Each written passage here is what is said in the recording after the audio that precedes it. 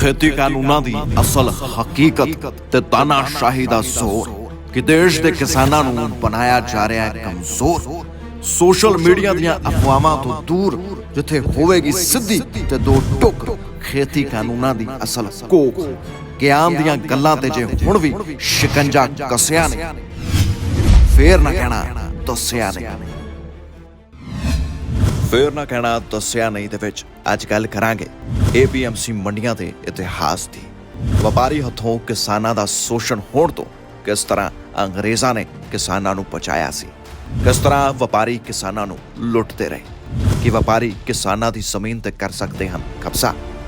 राज दियां सरकारां दी कानूनां अगे क्यों नहीं चलदी, रॉयल कमीशन दा क्यों कीता गया सी गठन, कानूनां दे सहारे किस तरह व्यापारी किसानां नूं लुट सकता है। होर भी तमाम बारीकियां नूं नेड़ियों जानन दी कोशिश करांगे। पेशे तो एक वकील ते Indo Tibetan border police force की साबका डिप्टी जज अटॉर्नी जनरल रह चुकी करुणाजीत कौर दे नाल इन्हां कानूनां दे उन्हां पहलुआं ते नज़र दौड़ावांगे जिन्हां तो तुसीं बेखबर रहने हो। सो मैम ਇਹ ਜੋ ਖੇਤੀ ਕਾਨੂੰਨ ਹੈਗੇ ਆ, ਪਹਿਲਾਂ ਤਾਂ ਇਹ ਖੇਤੀ ਕਾਨੂੰਨ ਕੀ ਹੈ, ਇਹਨਾਂ ਦਾ ਨਾਮ ਕੀ ਹੈ, ਤੇ ਪੰਜਾਬੀ ਦੇ ਵਿੱਚ ਜੇ ਇਹਦਾ ਤਰਜਮਾ ਕਰਨਾ ਹੋਵੇ, ਟਰਾਂਸਲੇਸ਼ਨ ਕਰਨੀ ਹੋਵੇ ਤਾਂ ਉਹ ਕੀ ਹੋਵੇਗੀ ਜੀ? ਇਹ 3 ਕਾਨੂੰਨ ਪਾਸ ਹੋਏ ਆ। ਇਹਨਾਂ ਤਿੰਨਾਂ ਵਿੱਚੋਂ ਜਿਹੜੇ 2 ਕਾਨੂੰਨ ਹੈਗੇ ਆ ਉਹ ਬਿਲਕੁਲ ਨਵੇਂ ਨੇ ਤੇ ਇੱਕ ਜਿਹੜਾ ਕਾਨੂੰਨ ਹੈਗਾ ਉਹ ਸੋਧ ਕਾਨੂੰਨ ਹੈ। ਇਹਨਾਂ ਦੇ ਜੇ ਨਾਮ ਜਿਹੜੇ ਹੈਗੇ ਆ ਸਿਰਲੇਖ ਅੰਗਰੇਜ਼ੀ ਦੇ ਵਿੱਚ the farmers empowerment and protection agreement on price assurance and farm services act 2020 ਭਾਵ ਕਿਸਾਨਾਂ ਦੁਆਰਾ ਇਕਰਾਰਨਾਮਾ ਅਧਿਨਿਯਮ 2020। ਦੂਸਰਾ ਹੈ the farmers produce trade and commerce promotion and facilitation act 2020 ਭਾਵ ਖੇਤੀ ਉਪਜ ਵਣਜ ਅਤੇ ਵਪਾਰ ਅਧਿਨਿਯਮ 2020। तीसरा है essential commodities act 2020। This is basically ये अमेंडमेंट एक्ट हैगा, ਇਹਦਾ ਭਾਵ ਜ਼ਰੂਰੀ ਵਸਤਾਂ ਅਧਿਨਿਯਮ 2020 ਸੋਧ ਕਾਨੂੰਨ। ਇਹ ਜਿਹੜੇ 3 ਕਾਨੂੰਨ ਹੈਗੇ ਆ ਇਹ ਭਾਰਤ ਸਰਕਾਰ ਨੇ ਫਿਲਹਾਲ ਪਾਸ ਕੀਤੇ ਆ, ਜਿਨ੍ਹਾਂ ਦੇ ਉੱਤੇ ਬਹੁਤ ਜਿੱਦਾਂ ਸਭ ਜਾਣਦੇ ਆ ਕਿ ਰੌਲਾ ਪਿਆ ਹੋਇਆ कि मंडियों को बंद कर दिया जाएगा। मैं आपको फिर ध्यान दिलाना चाहता हूं कि इन कानूनों को लागू हुए कई महीने बीत गए हैं। क्या आपने देश के किसी एक कोने में एक भी मंडी के बंद होने की खबर सुनी है? ਜਦੋਂ ਅਸੀਂ ਇਹਨਾਂ ਕਾਨੂੰਨਾਂ ਬਾਰੇ ਗੱਲ ਕਰਦੇ ਹਾਂ ਤਾਂ ਅਕਸਰ ਇਸ ਦੇ ਨਾਲ ਇੱਕ ਅਲਫਾਜ਼, ਇੱਕ ਸ਼ਬਦ ਆਪਣੇ ਆਪ ਜੁੜਦਾ ਹੈ, ਉਹ ਹੈਗਾ ਕਾਲੇ ਕਾਨੂੰਨ। ਕਾਲੇ ਕਾਨੂੰਨ ਕਿਹਾ ਜਾਂਦਾ ਹੈ। ਉਸ ਤੋਂ ਬਾਅਦ ਜਦੋਂ ਅਸੀਂ ਲੋਕਾਂ ਕੋਲੋਂ ਪੁੱਛਦੇ ਹਾਂ ਤਾਂ ਓਵਰਵਿਊ ਜੇ ਲਿੱਤਾ ਜਾਵੇ ਤਾਂ ਉਹ ਇਹ ਕਹਿੰਦੇ ਨੇ ਕਿ ਮੰਡੀਆਂ ਖਤਮ ਹੋ ਜਾਣਗੀਆਂ। ਪਰ ਜਦੋਂ ਵੀ ਮੋਦੀ ਸਾਹਿਬ ਭਾਸ਼ਣ ਦਿੰਦੇ ਆ, ਉਹਨਾਂ ਦੀ ਸਪੀਚ ਸੁਣ ਕੇ ਲੋਕਾਂ ਨੂੰ, ਬਹੁਤ ਸਾਰੇ ਲੋਕ ਇਹੋ ਜਿਹੇ ਹੈਗੇ ਨੇ ਜਿਨ੍ਹਾਂ ਨੂੰ ਸੋਸ਼ਲ ਮੀਡੀਆ ਦੀ ਭਾਸ਼ਾ ਦੇ ਵਿੱਚ ਅੰਧ ਭਗਤ ਵੀ ਕਿਹਾ ਜਾਂਦਾ, ਉਹਨਾਂ ਨੂੰ ਇਹ ਵੀ ਕਿਹਾ ਜਾਂਦਾ ਹੈ ਕਿ ਉਹ ਲਾਈ ਲੱਗ ਹੈਗੇ ਨੇ। ਜਿੱਦਾਂ ਵੀ ਮੋਦੀ ਸਾਹਿਬ ਨੇ ਕਹਿਤਾ ਕਿ ਤਾੜੀਆਂ ਵਜਾ ਲਓ, ਥਾਲੀਆਂ ਖੜਕਾ ਲਓ, ਉਸੇ ਤਰੀਕੇ ਨਾਲ ਚੱਲਦੇ ਆ ਉਹ ਲੋਕ। ਉਹਨਾਂ ਦੀ ਗੱਲ ਮੰਨਦੇ, ਉਹ ਕਹਿੰਦੇ ਨੇ ਕਿ ਕਿਤੇ ਵੀ ਕਾਨੂੰਨ ਦੇ ਵਿੱਚ ਇਹ ਨਹੀਂ ਕਿਹਾ ਗਿਆ ਕਿ ਮੰਡੀਆਂ ਖਤਮ ਹੋ ਜਾਣਗੀਆਂ। ਫਿਰ ਜਦੋਂ ਇਹ ਸਵਾਲ ਖੜਾ ਹੁੰਦਾ ਕਿ ਮੰਡੀਆਂ ਖਤਮ ਹੋ ਜਾਣਗੀਆਂ, ਨਹੀਂ ਹੋ ਜਾਣਗੀਆਂ, ਤਾਂ ਪਹਿਲਾ ਸਵਾਲ ਇਹ ਵੀ ਖੜਾ ਹੁੰਦਾ ਕਿ ਇਹ ਮੰਡੀਆਂ ਹੈਗੀਆਂ ਕੀ ਨੇ, APMC ਮੰਡੀਆਂ ਹੁੰਦੀਆਂ ਕਿਵੇਂ ਆ, ਇਹ ਕਿਵੇਂ ਤਿਆਰ ਹੁੰਦੀਆਂ ਨੇ, ਇਹਨਾਂ ਨੂੰ ਲੈ ਕੇ ਕਿਉਂ ਆਇਆ ਜਾਂਦਾ, ਇਹਦੇ ਬਾਰੇ ਜਾਣਕਾਰੀ ਦਿਓ ਜੀ। ਇਹ ਕਾਨੂੰਨਾਂ ਨੂੰ ਸਮਝਣ ਦੇ ਲਈ ਤੁਸੀਂ ਬਿਲਕੁਲ ਸਹੀ ਕਿਹਾ, ਸਾਨੂੰ ਥੋੜਾ ਇਤਿਹਾਸ ਦੇ ਵਿੱਚ ਜਾਣ ਦੀ ਲੋੜ ਹੈ। ਸਾਨੂੰ ਸਮਝਣ ਦੀ ਲੋੜ ਹੈ ਕਿ ਕਿਸਾਨ ਦਾ ਤੇ ਵਪਾਰੀ ਦਾ ਆਪਸੀ ਰਿਸ਼ਤਾ ਕੀ ਹੈ, ਔਰ ਇਹ ਰਿਸ਼ਤਾ ਬਹੁਤ ਪਿੱਛੇ ਜਾਂਦਾ ਹੈ। ਜਦ ਸਾਡਾ ਸਮਾਜ ਸੱਭਿਅਤਾ ਆਉਣੀ ਸ਼ੁਰੂ ਹੋਈ, ਪਹਿਲੇ ਤਾਂ ਕਿਸਾਨ ਆਪਣੇ ਗੁਜ਼ਾਰੇ ਜੋਗਾ ਆਪਣਾ ਉਗਾਉਂਦਾ ਸੀ ਤੇ ਖਾਂਦਾ ਸੀ।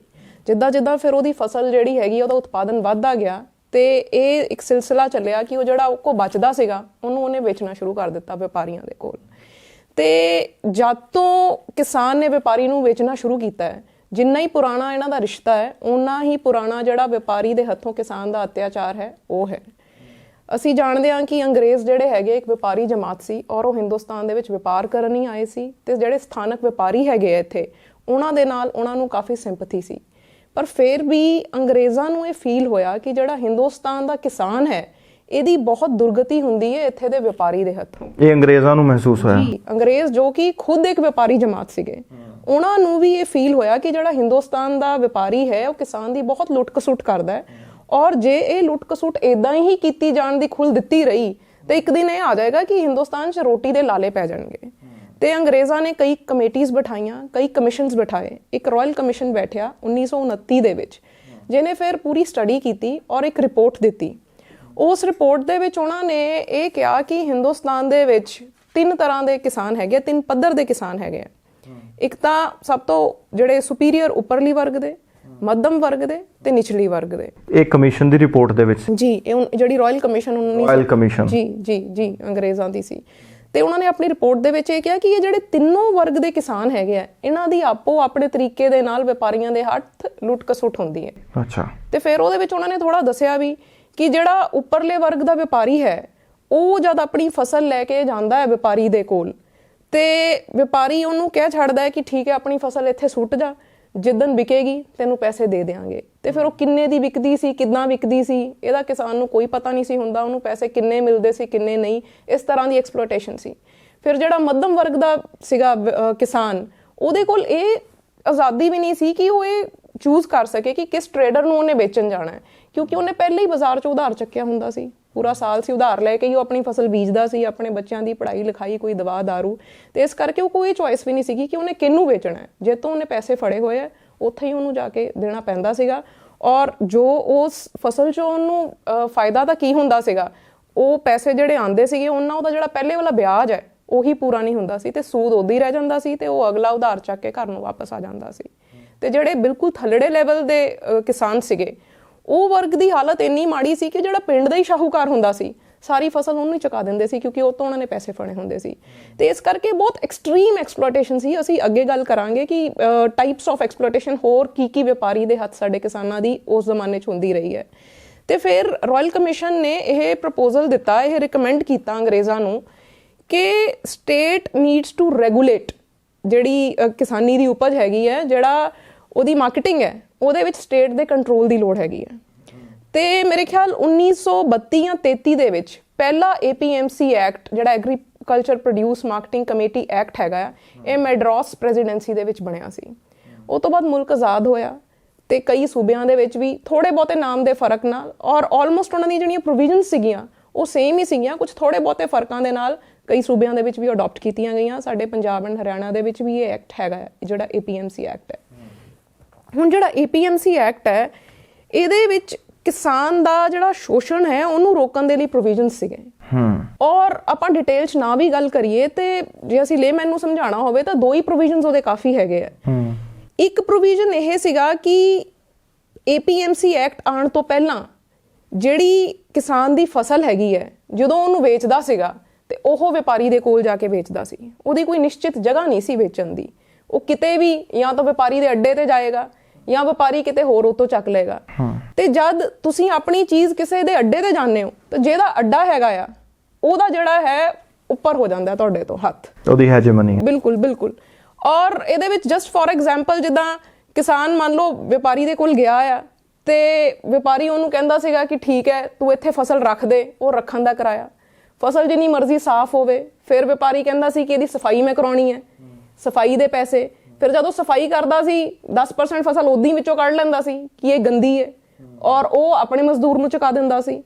ਔਰ ਫਿਰ ਜੇ ਕਿਸਾਨ ਹੈ ਉਹ ਆਪਣੀ ਫਸਲ ਲੈ ਕੇ ਗਿਆ ਆ, ਉਹਨੇ ਕੋਈ ਰੋਟੀ ਖਾਣ ਜਾਣਾ ਆ, ਕੋਈ ਬਾਹਰ ਜਾਣਾ ਆ, ਤੇ ਜਿੰਨੀ ਦੇਰ ਗਿਆ ਆ ਆਪਣੇ ਮਜ਼ਦੂਰ ਨੂੰ ਕਹਿ ਕੇ ਵੀ 2 ਪੀਪੇ ਚੱਕ ਲਾ, ਉਹ ਉੱਥੋਂ ਕਢਾ ਦੇਣੀ। ਫਿਰ ਵੇਟਸ ਦੀ ਗੱਲ ਆ ਜਾਂਦੀ ਹੈ, ਕੋਈ ਸਟੈਂਡਰਡਾਈਜ਼ਡ ਵੇਟਸ ਨਹੀਂ ਸੀਗੇ, ਹਰ ਵਪਾਰੀ ਦੇ ਕੋਲ ਆਪਣੀ ਤਕੜੀ ਸੀਗੀ, ਆਪਣੇ ਬੱਟੇ ਸੀਗੇ, ਔਰ ਫਿਰ ਉਹ ਡੰਡੀ ਮਾਰਦੇ ਸੀਗੇ ਉਹਦੇ ਵਿੱਚ।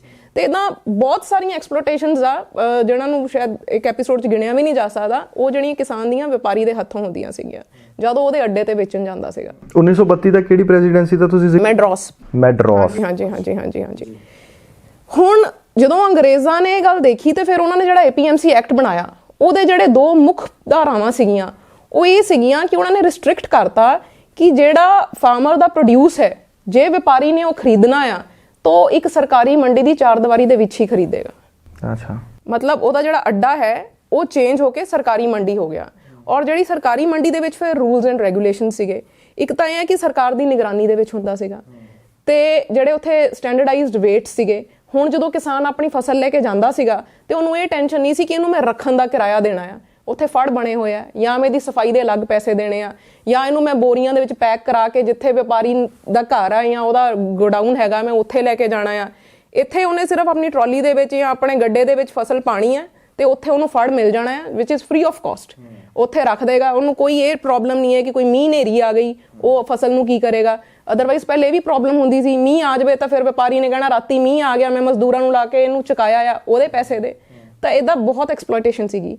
ਤੇ ਦੂਸਰਾ ਜਿਹੜਾ APMC ਐਕਟ ਦਾ ਇੱਕ ਹੋਰ ਮੇਨ ਪ੍ਰੋਵੀਜ਼ਨ ਇਹ ਸੀਗਾ ਕਿ ਇਹ ਜਿਹੜੀਆਂ ਸਹੂਲਤਾਂ ਸਾਰੀਆਂ ਸਾਡੇ ਕਿਸਾਨਾਂ ਨੂੰ ਦਿੱਤੀਆਂ ਗਈਆਂ ਉਹਦੇ ਲਈ ਕੋਈ 2% ਫੀਸ ਸੀਗੀ ਜਿਹੜੀ ਲਾਈ ਜਾਂਦੀ ਸੀਗੀ। ਇਹ ਮੈਂ ਤੁਹਾਡੇ ਮਾਧਿਅਮ ਰਾਹੀਂ ਸਾਰੇ ਦਰਸ਼ਕਾਂ ਨੂੰ ਦੱਸਣਾ ਚਾਹੁੰਦੀ ਹਾਂ ਕਿ ਇਹ ਜਿਹੜੀ 2% ਸੀਗੀ ਇਹ ਫੀਸ ਸੀਗੀ, ਇਹ ਟੈਕਸ ਨਹੀਂ ਸੀਗਾ। ਫੀਸ ਹੁੰਦਾ ਹੈ ਕਿ ਜੇ ਤੁਹਾਡੇ ਲਈ ਕੋਈ ਕੰਮ ਕਰਦਾ ਹੈ ਉਹਦੇ ਬਦਲੇ ਤੁਸੀਂ ਉਹਨੂੰ ਪੈਸਾ ਦਿੰਦੇ ਹੋ।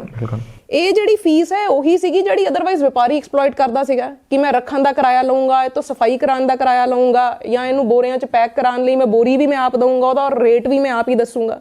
ਇਹ ਸਾਰੀਆਂ ਐਕਸਪਲੋਇਟੇਸ਼ਨ ਤੋਂ 2% ਪੈਸਾ ਦੇ ਕੇ ਜਿਹੜੀਆਂ ਕਿਸਾਨ ਦੀਆਂ ਉਹ ਖਤਮ ਹੁੰਦੀਆਂ ਸੀਗੀਆਂ। ਤੇ ਇਹ ਜਿਹੜੇ ਨਵੇਂ ਕਾਨੂੰਨ ਆਏ ਹੈਗੇ ਆ ਇਹ APMC ਐਕਟ ਨੂੰ ਖਤਮ ਕਰਦੇ ਆ।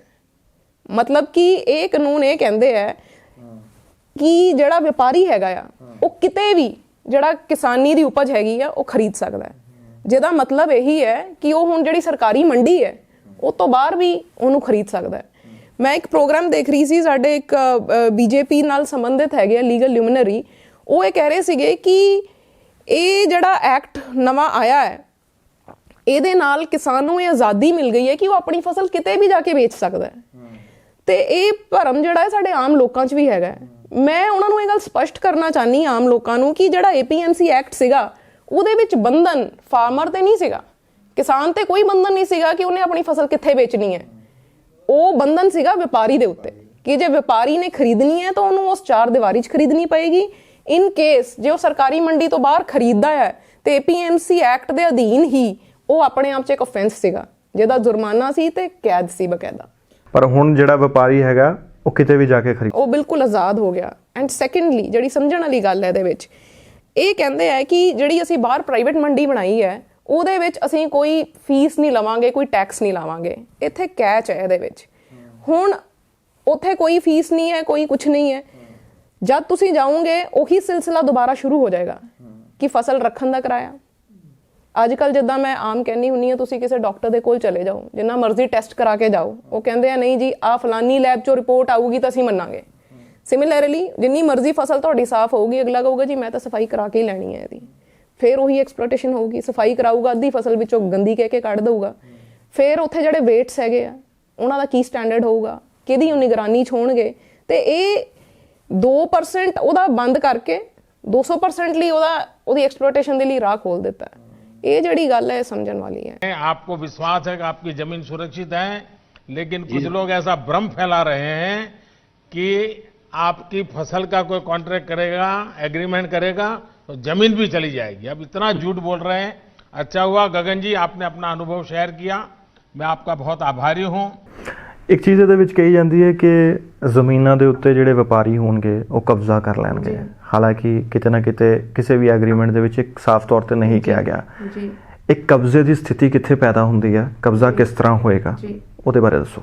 ਕਬਜ਼ਾ ਜੇ ਅਸੀਂ ਇਹ ਗੱਲ ਕਰੀਏ ਕਿ ਸਿੱਧੇ ਤੌਰ ਤੇ ਕਬਜ਼ਾ ਹੋ ਜਾਏਗਾ, ਜਿਹੜਾ ਵਪਾਰੀ ਹੈ ਕਿਸਾਨ ਦੀ ਜ਼ਮੀਨ ਤੇ ਸਿੱਧੇ ਤੌਰ ਤੇ ਕਬਜ਼ਾ ਕਰ ਲਏਗਾ, ਤੇ ਐਸੀ ਕੋਈ ਪੋਸਿਬਿਲਿਟੀ ਨਹੀਂ ਹੈ। ਬਟ ਐਸਾ ਵੀ ਨਹੀਂ ਹੈ ਕਿ ਇਦਾਂ ਨਹੀਂ ਹੋਏਗਾ। ਇਨਡਾਇਰੈਕਟਲੀ ਇਹ ਇਦਾਂ ਹੀ ਹੋਏਗਾ ਜੇ ਤੁਸੀਂ ਇਹ ਕਾਨੂੰਨ ਨੂੰ ਧਿਆਨ ਦੇ ਨਾਲ ਪੜ੍ਹੋ, ਇੱਕ ਨਜ਼ਰ ਮਾਰੋ। ਜਦੋਂ ਕਿਸਾਨ ਦੀ ਜਿਹੜੀ ਫਸਲ ਹੈਗੀ ਹੈ ਉਹ ਕੌਡੀਆਂ ਦੇ ਭਾਅ ਵਿਕੇਗੀ ਬਾਹਰ, ਜਦੋਂ ਬਾਹਰ ਪ੍ਰਾਈਵੇਟ ਮੰਡੀ ਦੇ ਵਿੱਚ ਜਾਏਗੀ। ਮੈਂ ਇੱਕ ਆਪਣੀ ਗੱਲ ਵਿੱਚ ਰਹਿ ਗਈ ਸੀ ਕਿ ਜਿਹੜੀ APMC ਐਕਟ ਦਾ ਪ੍ਰੋਵੀਜ਼ਨਸ ਹੈਗੇ ਆ ਉਹਦੇ ਵਿੱਚ ਇਹ ਓਬਲੀਗੇਸ਼ਨ ਹੈ ਵਪਾਰੀ ਦੇ ਉੱਤੇ ਕਿ ਉਹਨੇ ਜਿਹੜੀ ਪੇਮੈਂਟ ਹੈ ਉਹ ਇਨ ਕੈਸ਼ ਕਰਨੀ ਹੈ। ਔਰ ਹੁਣ ਤਾਂ ਇਹ ਹੈਗੇ ਆ ਕਿ ਉਹ ਬੈਂਕ ਦੇ ਵਿੱਚ ਉਹਨੇ ਉਹਦੇ ਅਕਾਊਂਟ ਦੇ ਵਿੱਚ ਪਾਣੀ ਹੈ ਤਾਂ ਕਿ ਪਤਾ ਚੱਲੇ ਕਿ ਨਾਲ ਨਾਲ ਆਈ ਹੈ। ਔਰ ਜਿਹੜੀ ਬਾਹਰ ਵਾਲੀ ਮੰਡੀ ਹੈ ਉਹਦੇ ਵਿੱਚ ਕੋਈ ਇੱਦਾਂ ਦਾ ਪ੍ਰੋਵੀਜ਼ਨ ਨਹੀਂ ਹੈ। ਤੇ APMC ਐਕਟ ਜਦ ਬਣਿਆ ਸੀਗਾ ਉਦੋਂ ਵੀ ਇਹ ਪ੍ਰੋਬਲਮ ਸੀਗੀ ਅੰਗਰੇਜ਼ਾਂ ਦੇ ਸਾਹਮਣੇ ਕਿ ਜਿਹੜਾ ਵਪਾਰੀ ਸੀਗਾ ਉਹ ਪਹਿਲੇ ਤਾਂ ਕਦੀ ਟਾਈਮ ਤੇ ਪੇਮੈਂਟ ਕਰਦਾ ਨਹੀਂ ਸੀ। ਸਾਡੇ ਕਿਸਾਨਾਂ ਨੂੰ ਪੇਮੈਂਟ ਕਰਦਾ ਸੀ ਤਾਂ ਨਕਦੀ ਨਹੀਂ ਕਰਦਾ ਸੀ। ਠੀਕ ਹੈ, ਉਹ ਕਹਿੰਦਾ ਸੀ ਵੀ ਤੂੰ ਕਰਿਆਨੇ ਦਾ ਸਮਾਨ ਲੈਣਾ ਤੈਨੂੰ ਉਹ ਲੈ ਦੇਣਾ, ਤੂੰ ਕੱਪੜਾ ਲੈਣਾ ਮੈਂ ਤੈਨੂੰ ਉਹ ਲੈ ਦੇਣਾ, ਤੂੰ ਕੋਈ ਦਵਾਈ ਲੈਣੀ ਤੈਨੂੰ ਉਹ ਲੈ ਦੇਣਾ। ਕਿਉਂਕਿ ਇਹਨਾਂ ਦਾ ਜਿਹੜਾ ਵੱਡੇ ਵੱਡੇ ਪਰਿਵਾਰ ਸੀਗੇ, ਕਿਸੇ ਮੁੰਡੇ ਨੂੰ ਕੋਈ ਦੁਕਾਨ ਖੋਲਤੀ, ਕਿਸੇ ਚਾਚੇ ਨੇ ਕੋਈ ਖੋਲੀ ਹੈ, ਤਾਏ ਨੇ ਕੋਈ ਖੋਲੀ ਹੈ, ਤੇ ਇਸ ਤਰ੍ਹਾਂ ਦੀ ਐਕਸਪਲੋਇਟੇਸ਼ਨ ਸੀਗੀ। ਤੇ ਜਦ ਮੁੜ ਕੇ ਇਹ ਸਭ ਸ਼ੁਰੂ ਹੋ ਜਾਏਗਾ ਤੇ ਇੱਕ ਸਟੇਜ ਇਦਾਂ ਦੀ ਆ ਜਾਏਗੀ ਕਿ ਕਿਸਾਨ ਨੇ ਤਾਂ ਆਪਣਾ ਕੰਮ ਜਿਹੜਾ ਪਹਿਲੇ ਉਧਾਰ ਚੱਕ ਕੇ ਕੀਤਾ ਤੇ ਜਦ ਉਹ ਵਿਆਜ ਵੀ ਨਹੀਂ ਦੇ ਪਾਊਗਾ, ਦੁਬਾਰਾ ਉਧਾਰ ਚੱਕੂਗਾ, ਇੱਕ ਸਟੇਜ ਇਦਾਂ ਦੀ ਆਏਗੀ ਕਿ ਉਹ ਆਪਣੀ ਜ਼ਮੀਨ ਵੇਚਣ ਦੇ ਲਈ ਮਜਬੂਰ ਹੋਏਗਾ। ਔਰ ਜਦ ਸਾਰਿਆਂ ਨੂੰ ਹੀ ਲਾਲੇ ਪਏ ਹੋਗੇ ਆਪਣੀ ਰੋਟੀ ਦੇ, ਤੇ ਜ਼ਮੀਨ ਖਰੀਦਣ ਵਾਲਾ ਕੌਣ ਹੋਊਗਾ? ਕੋਈ ਹੋਰ ਫਾਰਮਰ ਤਾਂ ਖਰੀਦੇਗਾ ਨਹੀਂ, ਇਹ ਵਪਾਰੀ ਹੀ ਖਰੀਦਣਗੇ। ਸੋ ਇਨ ਦਿਸ ਵੇ ਜਿਹੜੀ ਕਿਸਾਨਾਂ ਦੀ ਜ਼ਮੀਨ ਹੈਗੀ ਹੈ, ਤੇ ਇਵੈਂਚੁਅਲੀ ਜਿਹੜਾ ट्रेडर है ਇਹਦਾ कब्जा हो जाएगा। तो कुछ न कुछ ऐसे इवेंट कर रहे हैं, इवेंट मैनेजमेंट हो रहा है ताकि कोई सेल्फी ले ले, कोई फोटो छप जाए, कहीं टीवी पर दिखाई दे और उनकी राजनीति चलती जाए। अब देश ने उन लोगों को भी देख लिया है, ये देश के सामने एक्सपोज हो गए हैं। स्वार्थ की राजनीति का एक मुद्दा भद्दा उदाहरण हम बहुत बारीकी से देख रहे हैं। जो दल पश्चिम बंगाल में किसानों के हित पर कुछ नहीं बोलते, वो यहां दिल्ली के नागरिकों को परेशान करने पर लगे हुए हैं, देश की अर्थनीति को बर्बाद करने पर लगे हुए हैं, और वो भी किसान के नाम पर।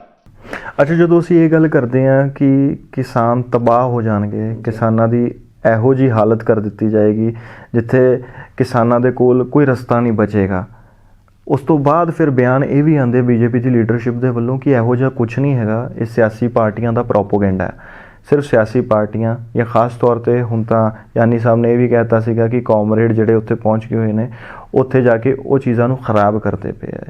ਕਿੰਨੀ ਕੁ ਹਕੀਕਤ ਹੈ ਕਿਸਾਨ ਤਬਾਹ ਹੋਣ ਜਾ ਰਹੇ ਹੈ, ਜਾਂ ਫਿਰ ਇਹ ਵਾਕਈ ਭਰਮ ਫੈਲਾਇਆ ਜਾ ਰਿਹਾ?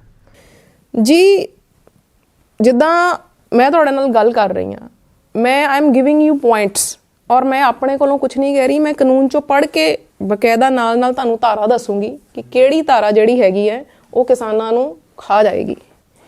ਇਸ ਤਰੀਕੇ ਦੇ ਨਾਲ ਮੇਰੀ ਜਿਹੜੀ ਸਾਡੀ ਕੇਂਦਰ ਸਰਕਾਰ ਹੈ, ਇਹਨਾਂ ਨੂੰ ਗੁਜ਼ਾਰਿਸ਼ ਹੈ ਕਿ ਇਹ ਸਾਨੂੰ ਧਾਰਾ ਸਮੇਤ ਫਾਇਦਾ ਦੱਸਣ ਕਿ ਜਿਹੜੀ ਆਹ ਧਾਰਾ ਹੈ ਉਹ 'ਚ ਆਹ ਫਾਇਦਾ ਹੋਏਗਾ।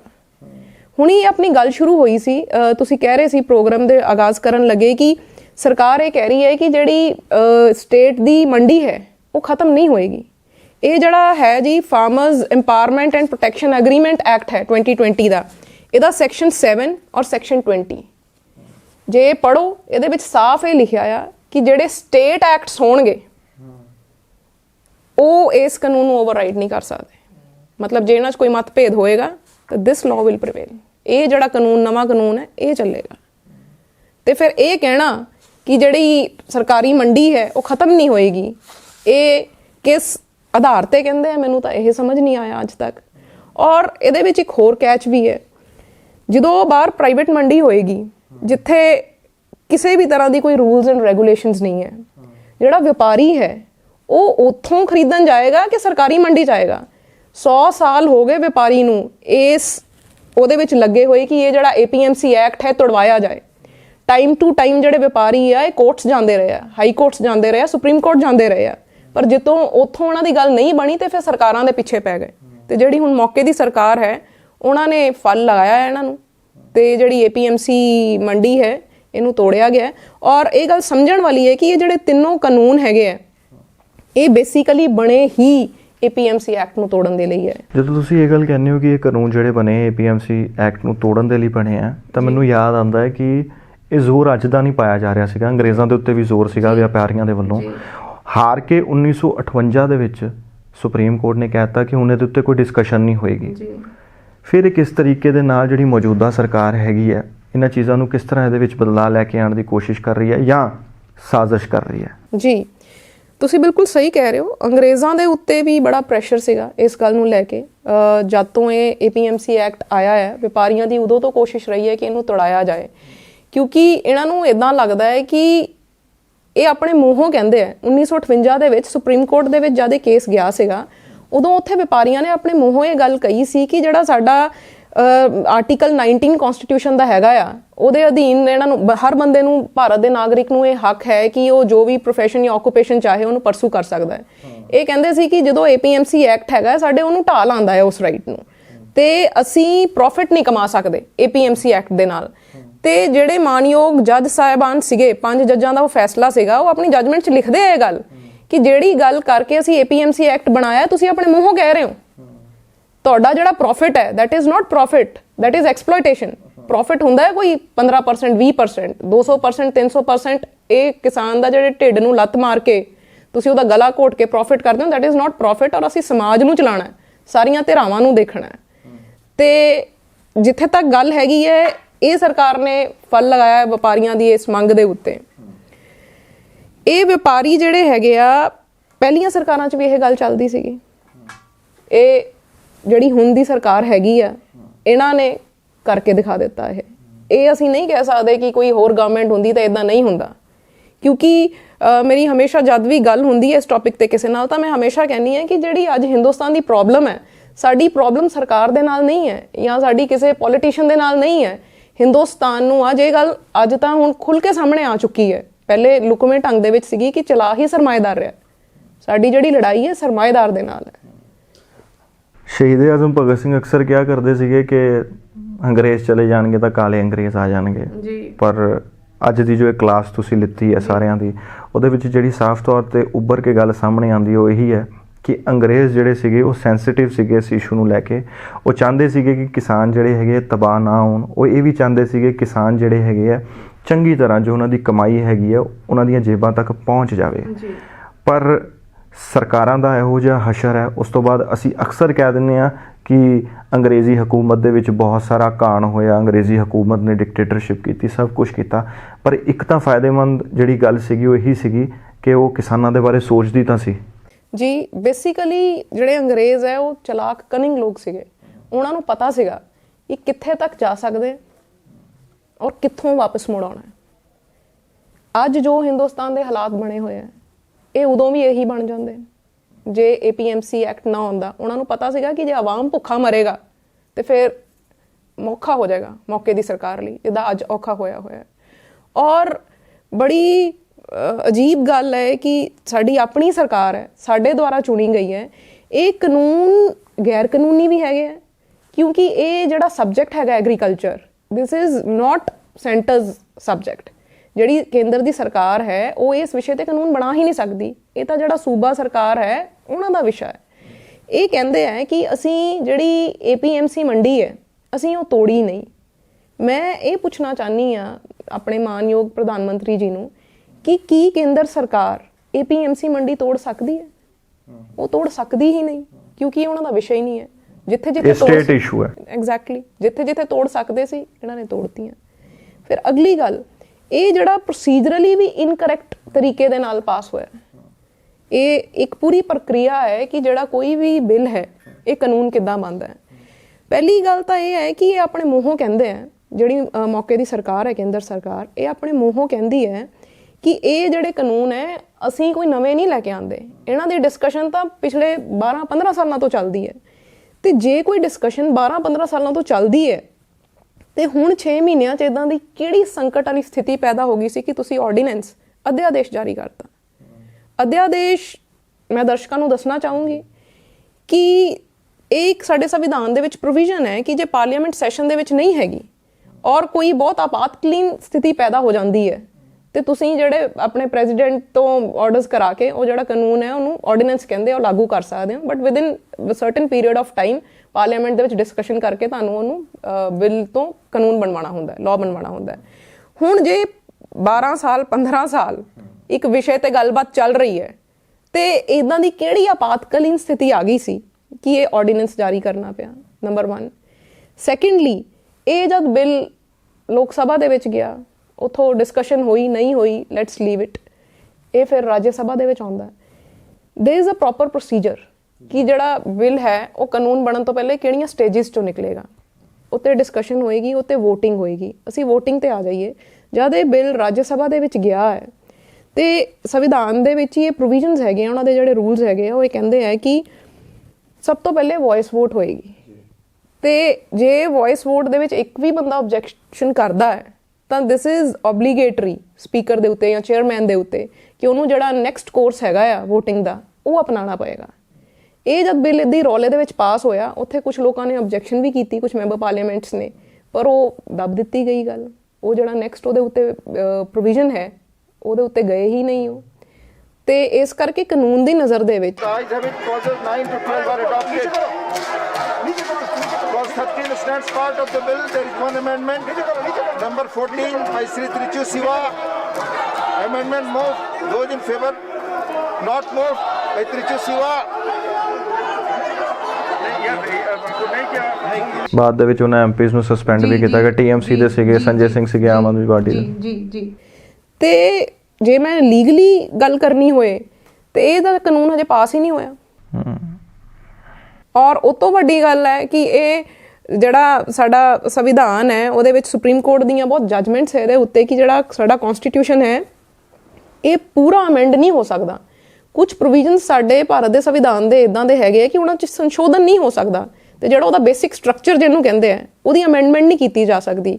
ਤੇ ਜਿਹੜੀ ਪਾਵਰਸ ਦੀ ਬਾਈਫਰਕੇਸ਼ਨ ਹੈਗੀ ਹੈ ਸੈਂਟਰ ਔਰ ਸਟੇਟ ਦੇ ਵਿੱਚ, ਇਹ ਜਿਹੜਾ ਬੇਸਿਕ ਸਟਰਕਚਰ ਦਾ ਹਿੱਸਾ ਹੈ। ਤੇ ਤੁਸੀਂ ਸੰਵਿਧਾਨ ਨੂੰ ਪਾਸੇ ਰੱਖ ਕੇ ਇੱਕਦਮ ਉੱਪਰ ਦੀ ਹੋ ਕੇ ਕਾਨੂੰਨ ਬਣਾਤਾ। ਮੇਰੀ ਇਹ ਗੁਜ਼ਾਰਿਸ਼ ਹੈ ਕੇਂਦਰ ਸਰਕਾਰ ਨੂੰ ਕਿ ਸਾਨੂੰ ਦੱਸਣ ਇਹ ਕਿਹੜੇ ਕਾਨੂੰਨ ਦੀ ਕਿਹੜੀ ਪ੍ਰੋਵੀਜ਼ਨ ਹੈ ਜਿਹਦੇ ਅਧੀਨ ਜਿਹੜੀ ਸੈਂਟਰ ਗਵਰਨਮੈਂਟ ਹੈ ਉਹ ਕਨਸਟੀਟਿਊਸ਼ਨ ਤੋਂ ਉੱਤੇ ਹੋ ਜਾਂਦੀ ਹੈ। ਤੇ ਇੱਕ ਕਾਨੂੰਨ ਹੈ ਜੀ, ਮੈਂ ਤੁਹਾਡੇ ਕੋਲ ਇਹ ਵੀ ਜਾਨਣਾ ਚਾਹਾਂਗਾ ਕਿ ਇਹ ਜਿਹੜੇ ਕਾਨੂੰਨ ਹੈਗੇ ਆ, ਹਾਲਾਂਕਿ ਜੋ ਖੇਤੀ ਹੈ, ਐਗਰੀਕਲਚਰ ਹੈ, ਉਹ ਸਟੇਟ ਦਾ ਇਸ਼ੂ ਹੈ, ਇਹ ਲੈ ਕੇ ਨਹੀਂ ਆ ਸਕਦੇ ਸੀਗੇ। ਫਿਰ ਚਲਾਕੀ ਜੋ ਇਹਨਾਂ ਨੇ ਕੀਤੀ, ਜਿਸ ਤਰ੍ਹਾਂ ਦੇ ਨਾਲ ਸ਼ਤਰੰਜ ਜਿਵੇਂ ਖੇਡੀ ਜਾਂਦੀ ਉਸੇ ਤਰੀਕੇ ਦੇ ਨਾਲ ਇਹ ਬਿਲਕੁਲ ਕਾਰਵਾਈ ਪਾਈ ਗਈ ਹੈ। ਇਹ ਟ੍ਰੇਡ ਬਣਾ ਕੇ ਲੈ ਕੇ ਆਏ, ਟ੍ਰੇਡ ਦਾ ਇਸ਼ੂ ਇਹਨਾਂ ਨੇ ਸਾਬਤ ਕੀਤਾ। ਉਹਨੂੰ ਥੋੜਾ ਜਿਹਾ ਦਰਸ਼ਕਾਂ ਨੂੰ ਜੇ ਸਮਝਣ ਦੇ ਵਿੱਚ ਆਸਾਨੀ ਹੋਵੇ ਕਿ ਇਹ ਕਿਸ ਤਰ੍ਹਾਂ ਹੋਇਆ, ਇਹ ਕਿਉਂ ਨਹੀਂ ਹੋ ਸਕਦਾ ਸੀਗਾ, ਤੇ ਫਿਰ ਇਹਨਾਂ ਨੇ ਕਿਸ ਤਰ੍ਹਾਂ ਆਪਣੀ ਸਾਜ਼ਿਸ਼ ਘੜੀ, ਉਹਦੇ ਬਾਰੇ ਦੱਸੋ ਜੀ। ਅਸੀਂ ਜਦੋਂ ਇਹ ਕਾਨੂੰਨ ਨੂੰ ਪੜ੍ਹਨਾ ਸ਼ੁਰੂ ਕਰਦੇ ਹਾਂ ਤੇ ਇਹਦੇ ਵਿੱਚ ਇਹਨਾਂ ਨੇ ਫਾਰਮਰ ਦਾ ਨਾਮ ਵਰਤ ਕੇ ਉਹਦੀ ਓੜ ਦੇ ਵਿੱਚ ਟ੍ਰੇਡਰਸ ਨੂੰ ਹਰ ਸਹੂਲਤਾਂ ਦਿੱਤੀ ਹੈ।